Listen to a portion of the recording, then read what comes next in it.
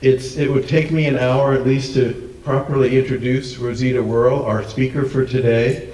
I'll just very quickly summarize a few topics. She's a member of the Thunderbird clan, house lowered from the sun in Klukwan, and has a PhD from Harvard and an honorary PhD from UAA. And but she followed in the footsteps of her mother in working for her people and being an activist, kind of before she got into anthropology, but she had anthropology in her heart, which she followed in those activities. She, back in the 60s, I think it was, she took objects from the museum here, State Museum, around to the villages. She founded one of the very first dance groups in Southeast Alaska. And she also fought for the protection of Indian Point in 1969 and again in the 1990s. This was all before she went to college and became a student of anthropology, ultimately leading to a degree from Harvard. But along the way, she did research in the North Slope and worked at UAA as a research anthropologist, doing important work on whaling and in subsistence and in a variety of other topics. After that, she became founder and publisher of Alaska Native News and continued her research and advocacy, serving, for example, with the Thomas Berger Commission.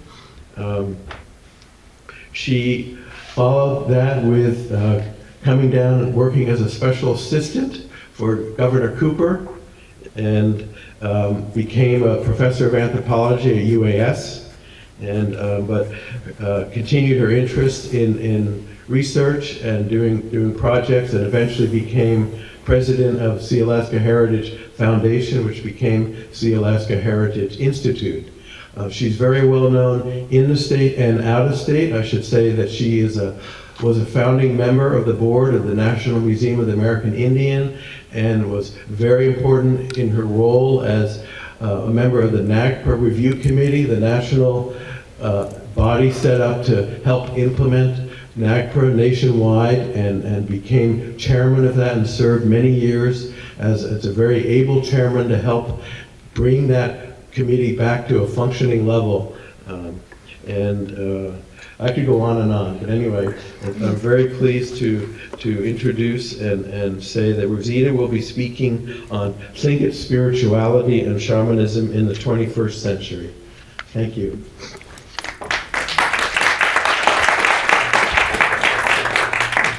Goodness, you had to dig really hard to find some of those things about myself.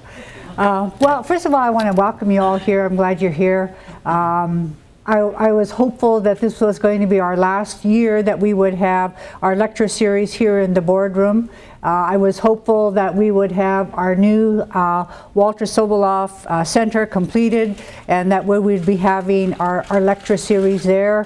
But it looks like we won't be able to do that until 2015. So we're looking forward to that. It's an exciting opportunity for us over, I don't know if you've seen the building there. I'm putting the plug in for the building because I have $2.4 million yet to raise.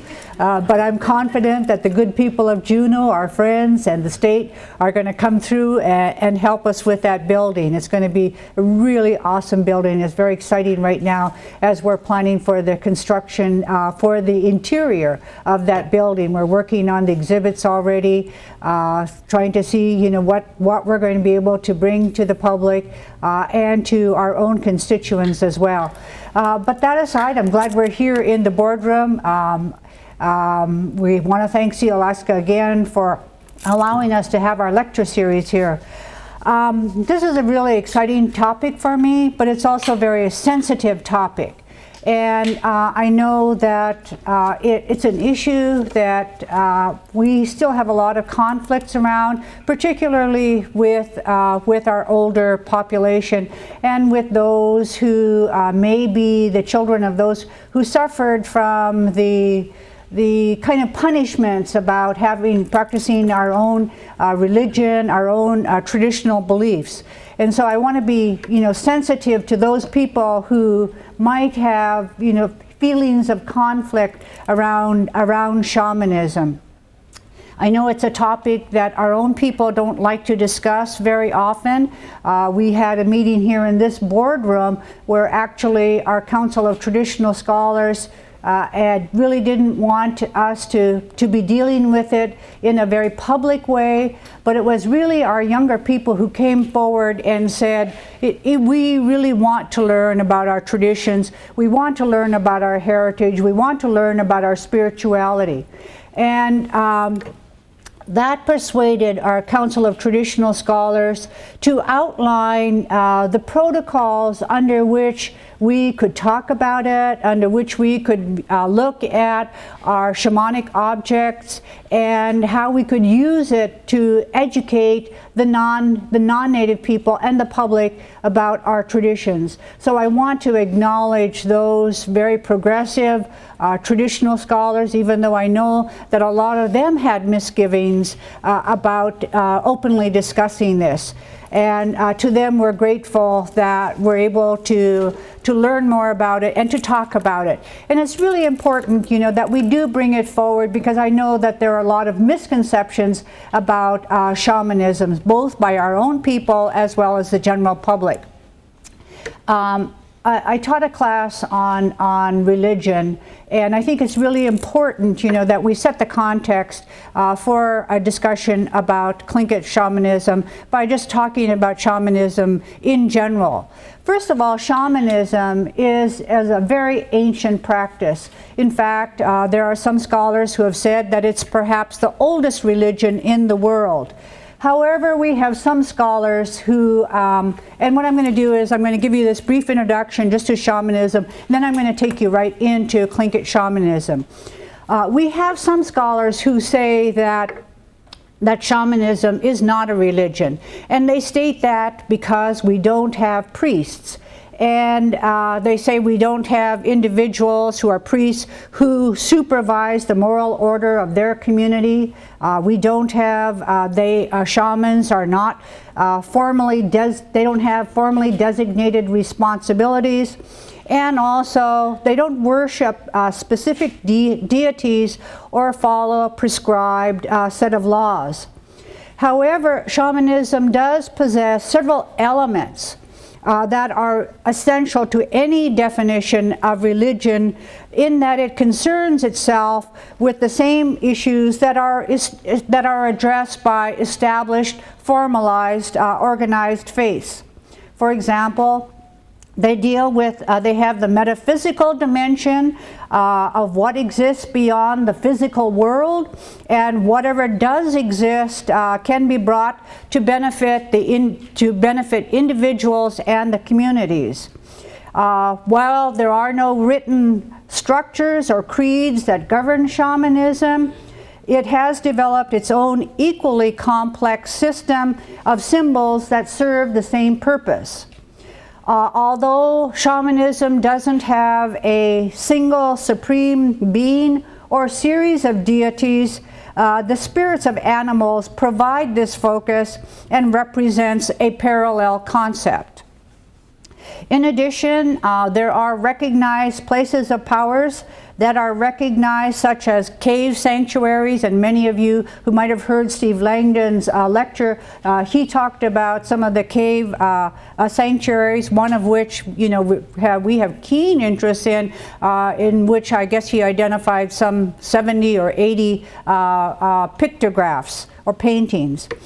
And anyway, we also have other sacred sites that are where shamanic rituals are held. While not a priest, the shamans communicate with spirits, and their powers bring them and bring the spirits to assist them, to assist the people that they serve. Shamans also have well-defined duties, and they are recognized by a special title or designation. Although no written universal shaman creed or doctrine is recognized, consistent patterns of behavior and traits are associated with the shamanic complex. They are practiced in widespread parts of the world, and they've been practiced throughout history.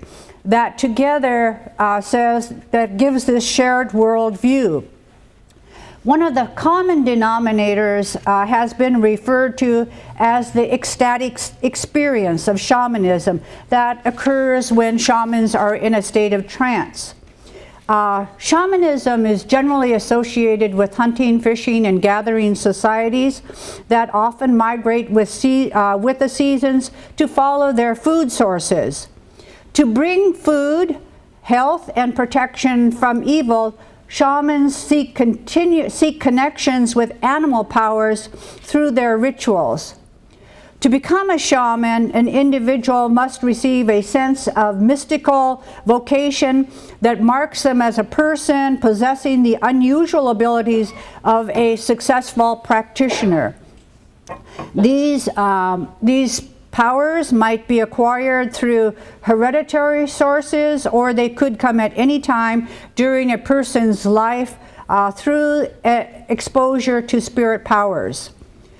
Awareness of the presence of these forces is usually occasioned by the onset of some illness or else a vision or particularly vivid dreams, but once a call has been received, it must be accepted. To acquire the spirit and the power, the individual must then remove himself to a setting away from the community. They will go either into the depths of a forest, or the middle of a desert, or to some great heights, or into a cave, or anywhere that is thought his exposure might expose him to supernatural forces. Thus removed, the novice seeks to establish connections with the spirit world through a series of ecstatic trances that are brought on by such means as hallucinogenics, the use of hallucinogenic or other drugs, or enduring privations from food, water, or sleep, or drinking salt water or some other emetics. During this period, the novice learns the world of the dead and animal spirits, and to speak in the secret languages of animals.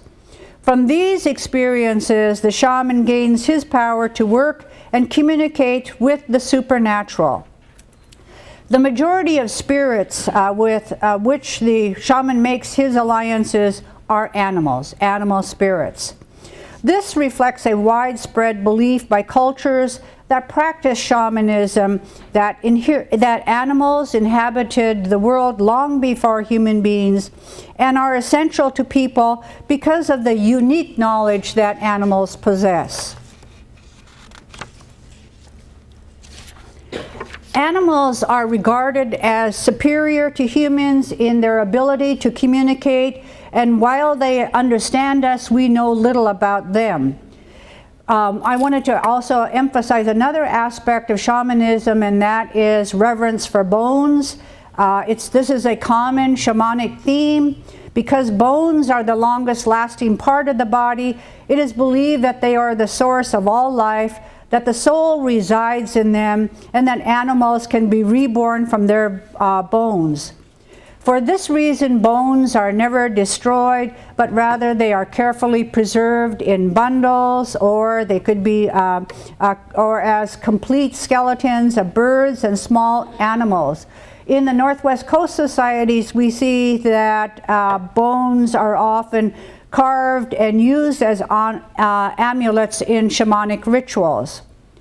Closely related to the presence or actual bones is their depiction, usually as skeletons, on some of the objects and costumes used by shamans to proclaim their wearers as one who has died and has been restored.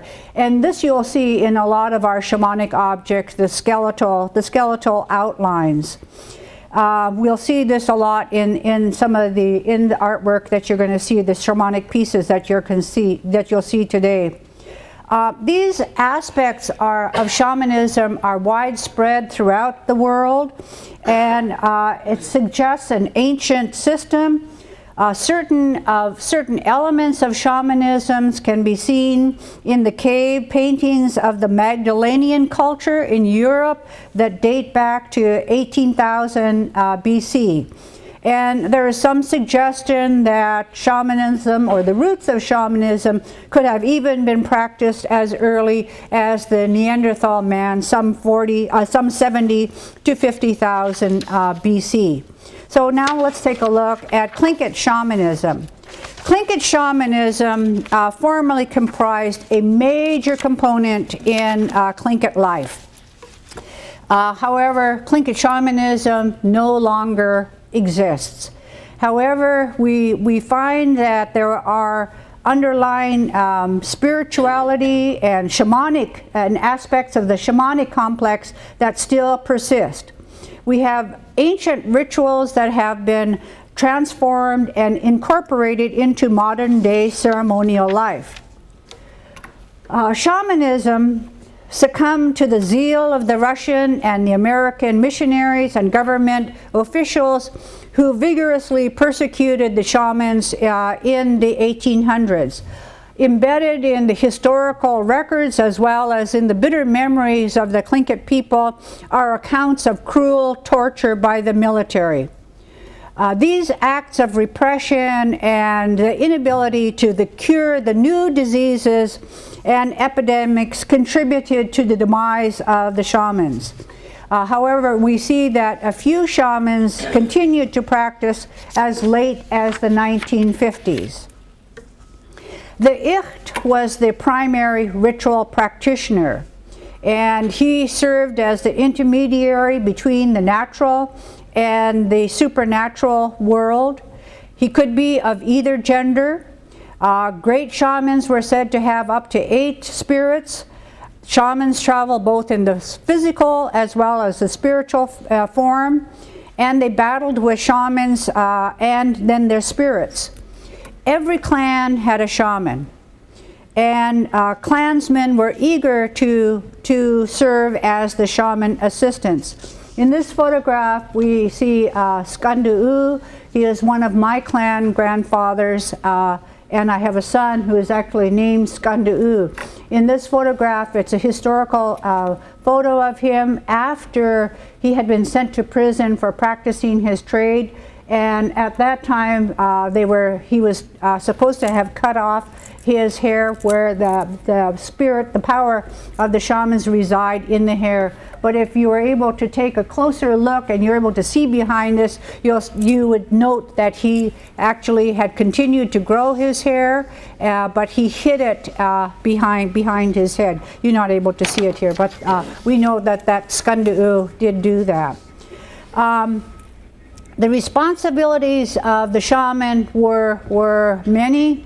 He was responsible for maintaining the well-being of his clan. He served as the military advisor. He communicated with his clan's people who had left the village. He also restored to human form those who had been transformed into the land otter by the Kushtaka, the land otter man. And he was also responsible for ensuring success in hunting and fishing activities. He was also able to predict future events.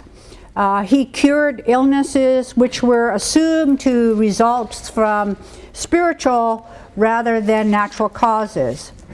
So the shaman's curing practices were divided into 3 categories. The spiritual illnesses, as well as physical wounds or injuries, and also he was responsible for the clan welfare. There were a number of sources for the causes of supernatural illness. It could be from mystical retribution for taboo violation, or it could be soul loss, or spiritual aggression, or illness could result from witchcraft and sorcery. The supernatural illnesses were cured by a non-clansman. And here's where we see a difference between a non-clan shaman and a shaman who was a member of another clan. So when you had a spiritual illness, you had to secure the services of a non-clan shaman. The injuries that came from accidents or from warfare, your own clan shaman might be able to treat that injury. I have to tell you that I have not been able to understand the reason for this distinction. I've talked to a number of people, talked to scholars, Tlingit people, and I haven't figured this one out yet, but this is something that's basic to Tlingit shamanism. So this, and the table here shows the curing and the clan membership of the shamans, except I see that in the clan welfare we have it both marked, and actually it's only the clan shaman who could cure, who took care of the clan welfare.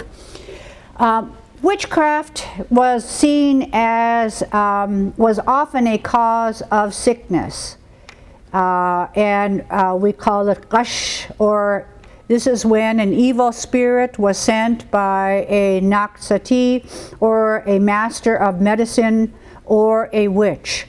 And witches in Tlingit society were more often men. This is in direct contrast to other societies where witches were more often women.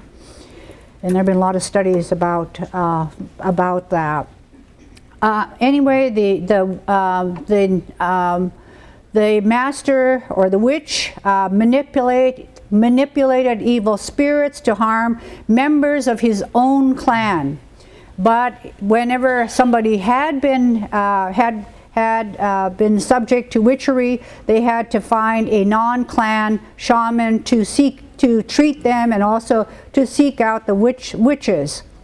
Witches were tortured until they confessed their guilt, and it was this practice that really led the missionaries and government officials to suppress shamanism.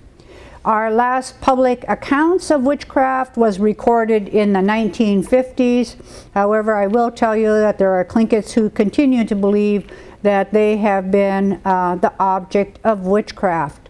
And we have some Tlingit people who have said that it's ironic that the witches who were viewed as the practitioners of evil were protected by the American and government officials, while shamans who were responsible for the general welfare of the clan were persecuted.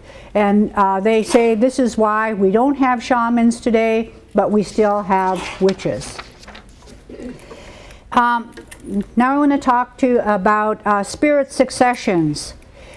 It's actually the spirit who determined who would become a shaman. Individuals or aspiring shamans actively sought to acquire a spirit, but there were some individuals who received a spirit even if they weren't trying to become a shaman. And I had noted that it was important to accept the calling of the spirit. Refusing to accept the spirit could cause great harm, insanity, or even death. In some instances, the calling to shamanism was evident in early childhood. And we see these children were very different. They didn't play with other children. And you could see the beginnings that they were already starting to act differently. They were receiving spirits, but not yet full shamans. The initiate went deep into the woods. In the Tlingit culture, they went deep into the woods, purifying himself by fasting and abstaining from sexual relations. An animal might come to the novice, and the novice was then required to cut out the tongue and to put it in a bundle and then hide it in the woods. These spirit quests were repeated annually, and to acquire 8 spirits, and this was the maximum number that every great shaman tried to get, was 8 spirits. After the death of a shaman, the clan leader called on the spirits of the deceased shamans to choose a successor. The spirit might enter a novice who would then announce that he was the successor. The novice would then again enter, like the predecessor, would enter the forest with 8 of his kinsmen to seek a spirit. The shaman spirit and the associated shamanic complement included a personal name, a special song, and a regalia that transferred through the maternal line. In this photo you see a box, and the shaman paraphernalia was kept in a special box. De Laguna, an anthropologist who studied extensively among the Tlingit, reported on the succession of a spirit through 4 generations. She found them going from a brother to his younger brother to a nephew, and then finally on to a woman in the same clan, and this was in 1909. This woman was not actually seeking a spirit, but it came to her as she was assisting in the repair of a grave house of the first shaman. Spirits transferred along the maternal line, but during the historical period, we see that the spirits began to also travel or transfer through the paternal line, and we suspect this occurred because with the population declines.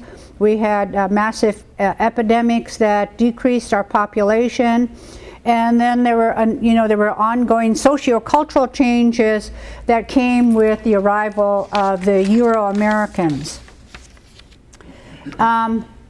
Shamanism is a group activity, and I really want to emphasize this point, that it is a group activity.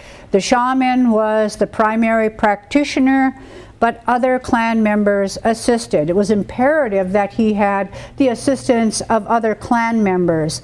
The clan members were dependent on a shaman for supernatural protection and also for assistance during military encounters and hunting and fishing. Usually there were 2 to 5 maternal nephews who served as assistants, but we see in some accounts that some shamans had up to 10 assistants. The commitment of the assistants continued even after the shaman died. So the shaman assistants were there to help him when he was weak, when he was too weak, when he had fasted and he had undergone all of the rigors of becoming a shaman. They were there to help him, take care of him when he was just too weak, too hungry, to even, to have the strength to do any kind of work. The sisters of shamans also played a critical role. They prepared meals in place of the wife, and they also made ceremonial clothing for the shaman. And this is in direct contrast to the rule that says that ceremonial regalia are made by the opposite side. Shamanism was not an individual pursuit, but it required the participation of clan members from the very first acquisition of supernatural powers and all throughout his practice as he conducted his professions during the memorial rituals and even after his death. And I emphasize this because in some of the literature and even some of my contemporary colleagues still continue to insist that shamanism was an individual pursuit, but I will say that some of those that espouse this belief haven't done any field work among the Tlingit people, but yet somehow or another they came to this position that it was an individual's activity. But if you look at anything that the shaman did, he had assistants that worked with him. They helped him. They wanted to be part of it. You will see that that the clan would always call on the spirits to try to come into another individual in the clan. And we know that even in the contemporary period, we've had individuals, clans that where they don't have a shaman, they've brought one of their young nephews and have had them crawl over the grave and until in the hopes that they might be able to acquire the spirits. And one of the accounts I have is where the young nephew is reported to be crawling over the grave. He wasn't able to acquire the spirits, but his uncles kept him there and said, "Keep crawling." They finally had to give up after a lengthy period where it was obvious that the spirits was not going to come to that young nephew. And this is also important. I just want to also note this. This is important because now in repatriation, we've seen some instances where some individuals are claiming that the shamanic paraphernalia belongs to an individual. And this is in complete contrast to the realities of Tlingit shamanism. Insofar as the different types of ceremonies, there were at least 3 different types of shamanic rites. We had the winter ceremony, the curing ceremony, which occurred on an as-needed basis, and we also had initiation rites that were held when the shaman assumed his predecessor's position at the conclusion of a shaman's vision quest and the acquisition of spirits. The winter ceremony was, and actually this is the time where we would now be holding the winter ceremony. It was held at the first quarter, the full moon of the winter months, and this ceremony was used to call the shaman spirits to support the welfare of the clan and the entire community, and to ward off any hostile or dangerous spirits. This ritual took on added a significance after the arrival of the white men and their introduction of the alien diseases. The malevolent, I can't say that, the bad spirits in the winter ceremonies were thought to be diseases that were brought by the explorers and the traders. They also represented the spirits of those who had died from these diseases and had returned from the land of the dead. Originally, I had said that the winter ceremony was conducted to call on the shaman spirit to protect the clan from hostile and dangerous spirits and to ensure the community and the clan's well-being.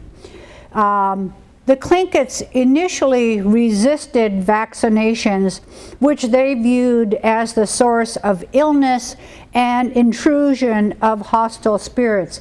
In fact, we have one account in which the Russians vaccinated a shaman, and the shaman thought that they were trying to put in evil spirits, and the shaman actually bit off the area where he had the flesh, area where he had been vaccinated. This winter ceremony was altered to include warding off Western diseases and epidemics. This transformation of religious practices was a mechanism to interpret previously unknown illnesses. And then we go to the initiation rites, and it is as the name implies. It was to announce when a new shaman joined the ranks of shamans. They were allowed to demonstrate his new spiritual powers and hopefully acquire a clientele and the compensation. I might note that shamans brought a lot of wealth to their clan. He also then acquired his predecessor's clothing and also the shamanic paraphernalia. And I wanted to draw your attention to this illustration here. And remember, my my comments earlier about the importance of bones, and this is where the power resides, is in the bones. I had noted that our Tlingit elders remain in awe of the shaman's powers, and they are reluctant to talk about shamanism.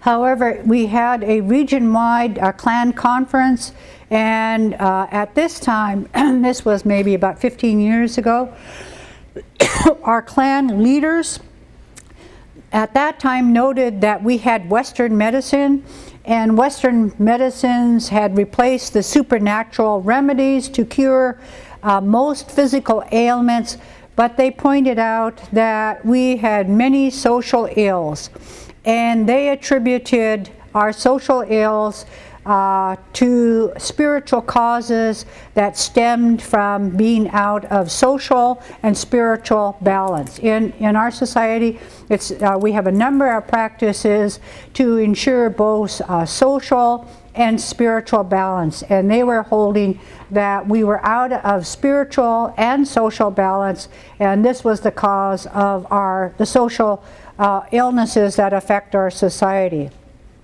So they concluded with a discussion of the need to restore spiritual balance, and you've seen that in some of the work of SHI where we have focused on this issue.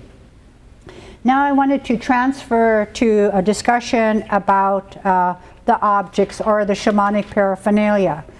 The Tlingits continue to believe that all of nature is endowed with spirits. I've had meetings here in this room where people like our spiritual leader, Dr. Sobolov, has pounded on the table and says everything has a spirit. Even this table has a spirit. And we see that there is transformation between the natural world and the supernatural world. Between animals and human spirits. And the shaman was the individual who could communicate directly with his spirits in his spiritual healings and endeavors. These spirits, however, were not exclusively associated with his clan. For example, we have the land daughter spirit that was associated with many, if not all, clans. And so we have all of these shamanic objects that are thought to possess these spirits. A shaman spirit or yake differs from the spirits that are symbolized on our clan atu or our regalia. You've seen the crests that are on the blankets. Those crests are, the spirits of those crests are very different from the shaman spirit. A shaman was transformed into his spirit through the use of his regalia and objects. The spirits resided in the shamanic objects, and even today they are considered to be objects of great power. These shamanic objects serve to connect the shaman with his spirits. The shaman assistants were the only ones who were allowed to handle a shaman's professional paraphernalia. Shamanistic objects had powers of their own and could move of their own volition. And here you have the mosquito mask. We know that the Sukakadi also had a mosquito mask that was thought to have great powers and could move of its own volition, independent of being moved by any human being. Shamanic articles like rattles, drums, tapping sticks, and the rattling of shamanic accessories made the necessary percussion sound to summon the spirits. The shaman was transformed into the spirits represented by the mask. His dress also symbolized his spiritual transformation. Some objects like the rattle were placed upon patients in order to cure them. He also used prophetic bones to see the future, and he used his warriors' outfits and weapons to fight evil spirits. Aldona Janitis, an art historian from the University of Alaska Fairbanks, analyzed shamanic objects that were taken from 23 graves, and she found that there were 24 animals that were represented on these objects, and here's a list of those spirits or those animals.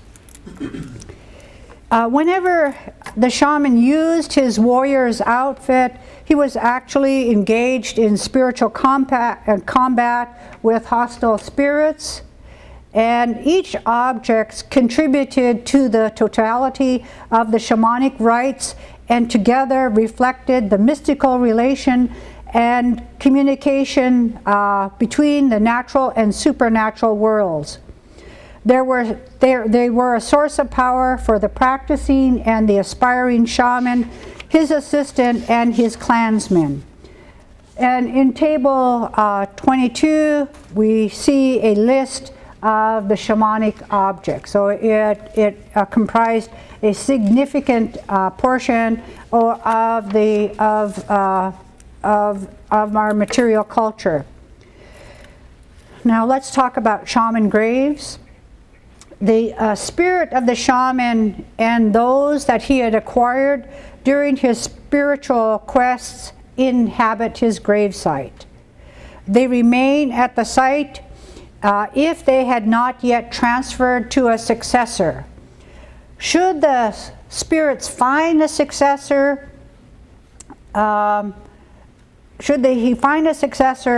one of the shaman's primary spirits would remain at the sites. Additionally, the guardian spirit, represented by the large sculpture, and here we see a very large sculpture that is found at a grave site on POW. Actually, this one had been, people were trying to maintain secrecy around this guardian spirits, but we had some non-Tlingit people who went there and cut down the trees that had been hiding the gravesite. So this is a really grave concern that the Tlingits have, is the desecration of their sites. You might recall a number of years back when we had a federal agency that wanted to build a facility out at Indian Point, and the Tlingit people here in Juneau just vigorously opposed this activity. There was a series of meetings, and I will tell you there was a lot of discussion at this point in time whether we should really talk about the significance of shamans and the presence of spirits at that site.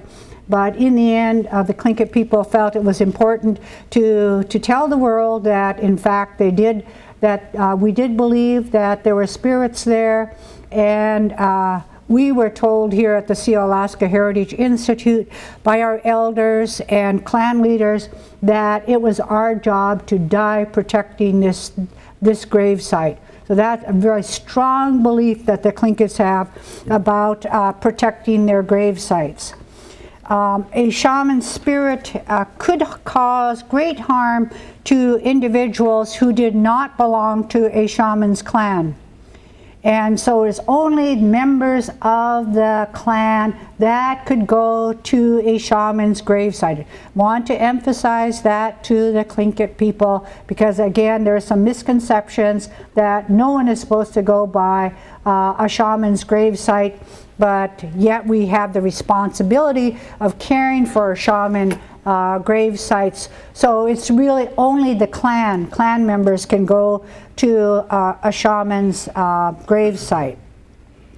This only time that a non-clan member could be in contact with a spirit who was associated with the shaman from another clan was during the time period when that shaman was calling a spirit to heal or cure that ill person.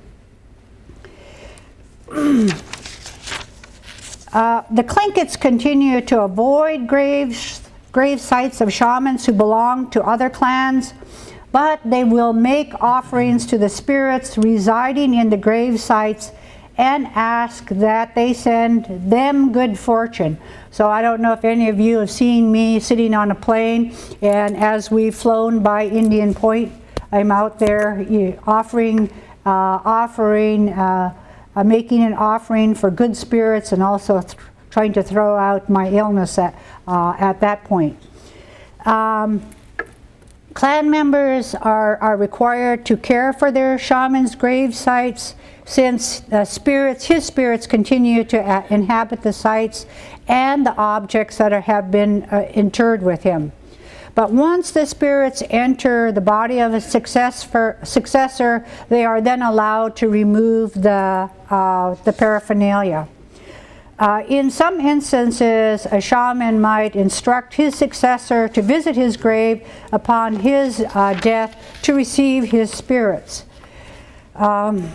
Lieutenant George Emmons collected extensively from graves of shamans during the period of 1882 to 1887.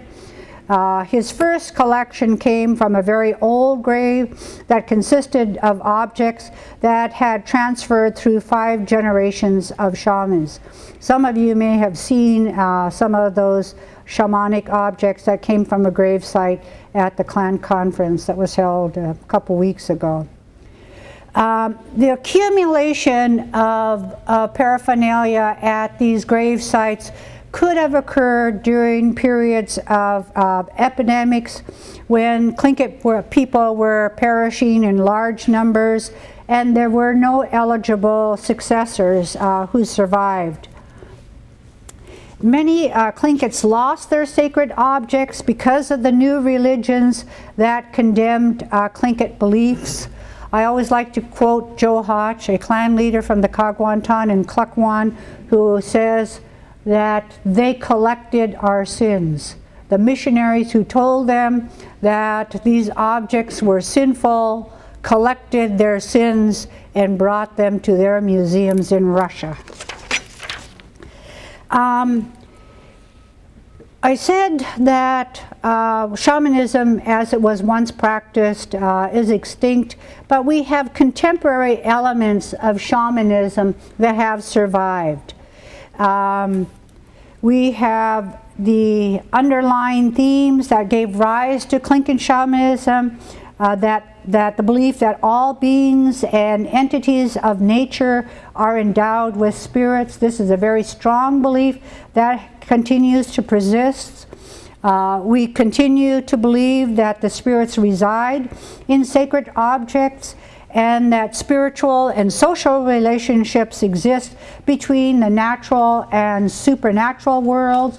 This is most evident if any of you have had an opportunity to participate in any of the Tlingit ceremonies. These beliefs persist and among the traditional Tlingit of today, and this ideology and worldview is most clearly reflected in the use of sacred objects and regalia in our ceremonial activities. I've said that there are no shamans, but again, we have a number of practices and elements of shamanism that have survived, that reflects the spiritual relationship between the natural and the supernatural. And today we have Tlingit people who are thought to be in contact with spirits and to possess varying degrees of supernatural powers. There are some very fascinating stories about individuals who could bring boats in to dock, land them at harbors, even when it is just foggy out and you can't see. There are lots of stories about individuals who have these supernatural powers, even though they aren't shamans. We see the communication with spirits occurring in our ku'ich, our memorial ceremonies, when our ceremonial and sacred objects are brought out and the spirits are addressed, or called upon in the same way as they were in earlier times. In some communities, in some of these ceremonies, you'll see that food offerings are made to spirits, while others make symbolic offerings. Caretakers of clan objects are also known to communicate with the spirits of objects in their care. The belief in the land otter man, the Kushta Ka, possesses that, and the Kushta Ka, the land otter, is thought to possess the ability to transform humans into land otters. This belief remains strong, and it's one of the reasons why when a Tlingit has been lost at sea, the fear is that the shamans might take that person who is drowned, and Tlingits will go to extreme measures to try to recover that person's body. We also have other kind of practices, such as the use of devil clubs that are used to protect one from harmful spirits. If you had been in this boardroom 2 or 3 months ago, you might have seen a bag of devil's club that was used in this room to try to gather the evil spirits that were thought to be around. And then those devil clubs were then burnt on the beach and the spirits pushed out to sea. You also will see many Tlingits with different kind of amulets, the raven and eagles, or other amulets that continue to be used. We have eagle feathers that are also employed to protect one from spirits that might cause great harm. And it's one of the reasons why you'll see where the Sealaska Heritage Institute and others have gone to great extent to try to introduce legislation to protect our use of things like bird feathers. We've also moved to protect when someone wanted to harvest devil's club commercially. The Tlingit just rose up as a community and protested that because they were concerned that that might lead to the elimination of devil's club in our community.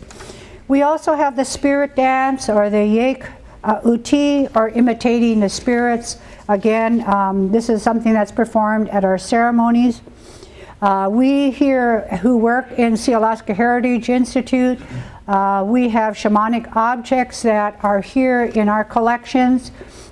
We are not allowed to touch them because we don't know the clans that these objects represent, and we've delegated to our non-Tlingit people the responsibility of handling those shamanic objects. We don't know if any of them have had any, gotten any spirits or what, but also you see the native Serch.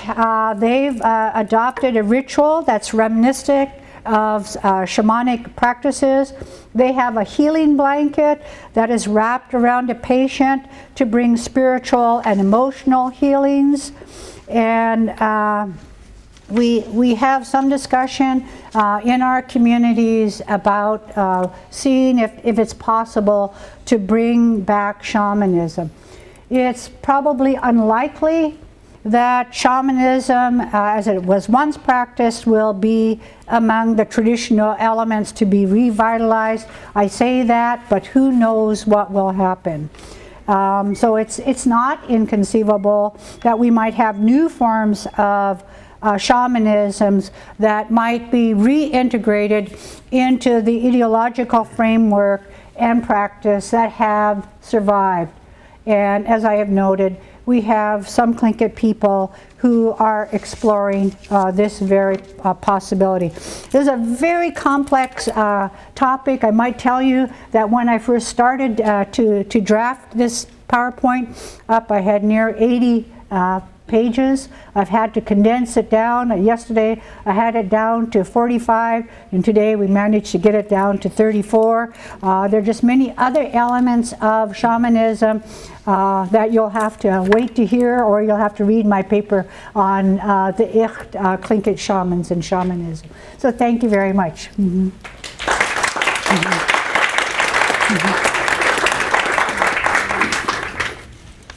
Mm-hmm. Mm-hmm. We have time for a few questions if anyone wants to pose a question to Rosita, please go ahead.